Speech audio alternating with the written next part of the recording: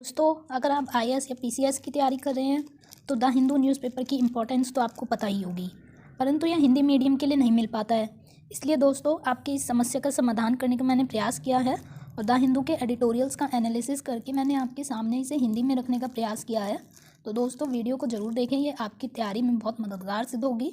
और दोस्तों, यदि आप इस वीडियो का पीडीएफ चाहते हैं तो पीडीएफ का पासवर्ड मैंने एंड में बताया हुआ है, इसलिए वीडियो को एंड तक ज़रूर देखिएगा। चलिए शुरुआत करते हैं। तो आज का एडिटोरियल एनालिसिस है the rise of rural manufacturing, यानी ग्रामीण विनिर्माण का उदय।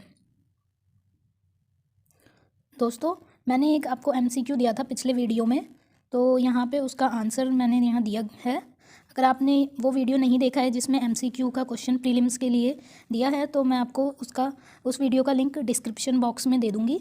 आप वहाँ से वीडियो देख लीजिएगा और क्वेश्चन एमसीक्यू देख लीजिएगा। तो उसका जो सॉल्यूशन है उसका आंसर है बी उसमें करेक्ट है।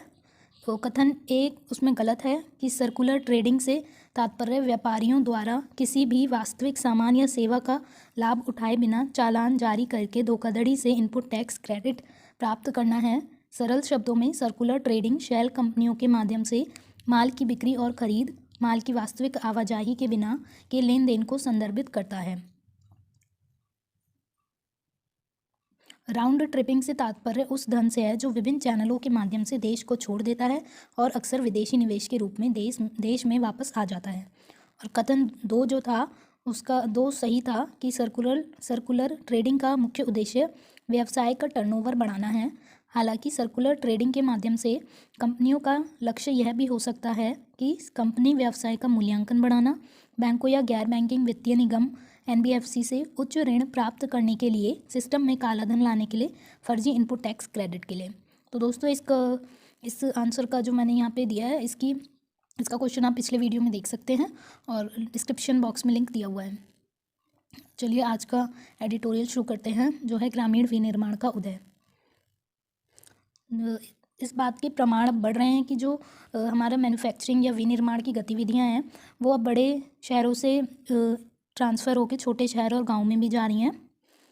इसलिए इस पर हम मुद्दे पर दृष्टि डालते हैं।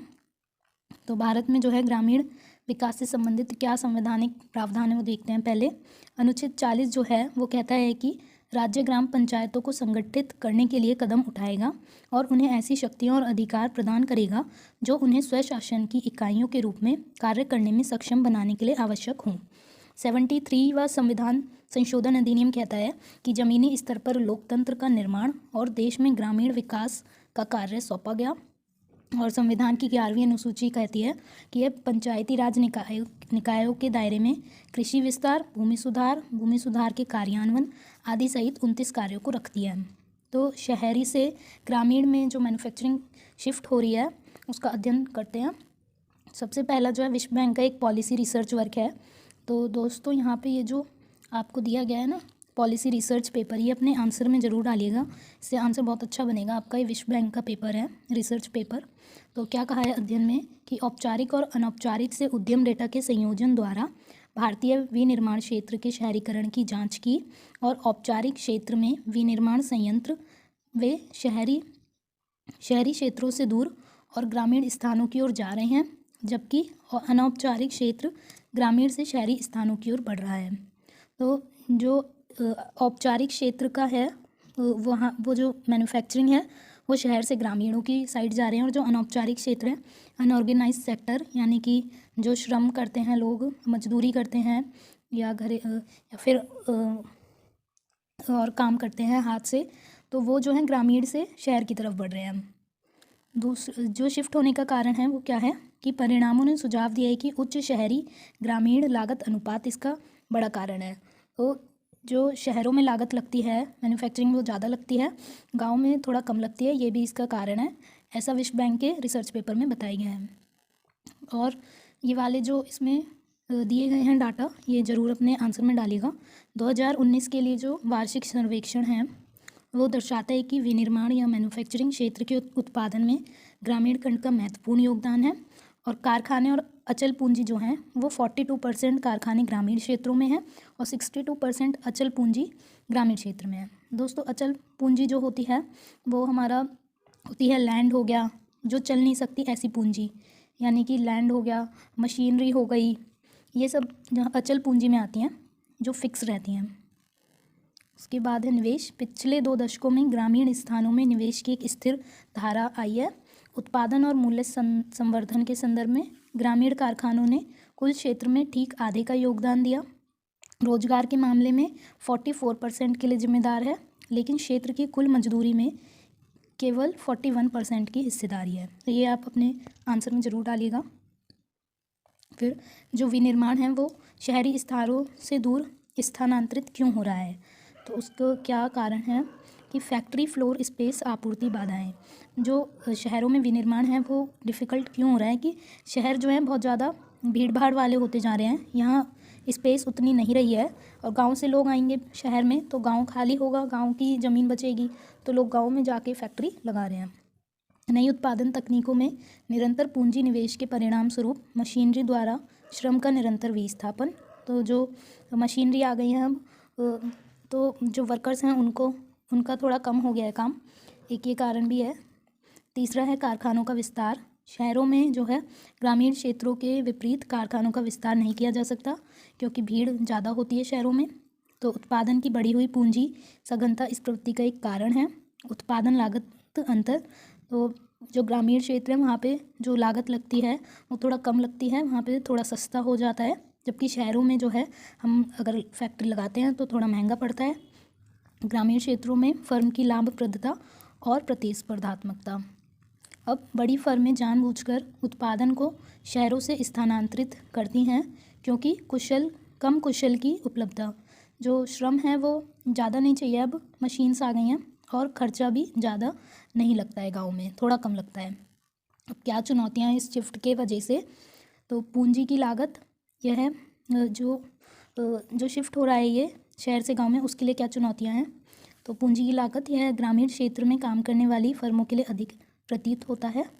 ये साक्ष्य आप ये ज़रूर डालिएगा कि ग्रामीण क्षेत्र में भुगतान किए गए कुल किराए का केवल 35% हिस्सा था, जबकि इसमें कुल ब्याज भुगतान का 60% था।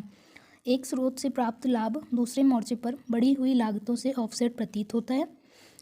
और ग्रामीण क्षेत्रों में कौशल की कमी, अत्यधिक तकनीकी वैश्विक नई अर्थव्यवस्था में जो है गांव में थोड़ा कम कुशल लोग मिलते हैं, वहाँ पे थोड़ा कम पढ़े लिखे होते हैं, और अपर्याप्त आपूर्ति, जिन निर्माताओं को उच्च कुशल श्रम की आवश्यकता है वो वहाँ पे नहीं मिल पाता है। तो ये चुनौतियाँ हैं। पहली हो गई पूंजी की लागत और भुगतान के जो ये आपका डाटा दिया गया है, और हो गया यहाँ पे कौशल की कमी और अपर्याप्त आपूर्ति। दोस्तों अगर आपको वीडियो पसंद आ रहा हो तो इसे लाइक कर दीजिएगा, कमेंट कर दीजिएगा और चैनल को सब्सक्राइब कर दीजिएगा। तो संभावित उपाय क्या हैं इन चुनौतियों से निपटने के, वो देखते हैं।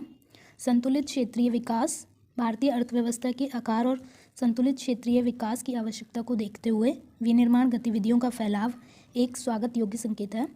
तो जो हमारा क्षेत्रीय विकास हो रहा है उसे संतुलित करना होगा, मतलब खाली शहरों का ही विकास ना करके गाँव की ओर भी हमें ध्यान देना होगा, तभी संतुलित विकास हो पाएगा।